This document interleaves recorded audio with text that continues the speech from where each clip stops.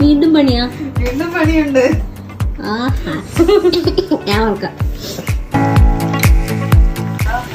കുറച്ചുകൂടെ കഴിഞ്ഞിട്ട് കാപ്പി പത്ര ഇടാം. ആ ഡിലേറ്റ് ആക്കടി പറ്റേ. സർപ്രൈസ് ആയിട്ട് കേക്കൊക്കെ മേടിച്ചു വന്നിട്ട് മന്ത് ഗുണക്കിയ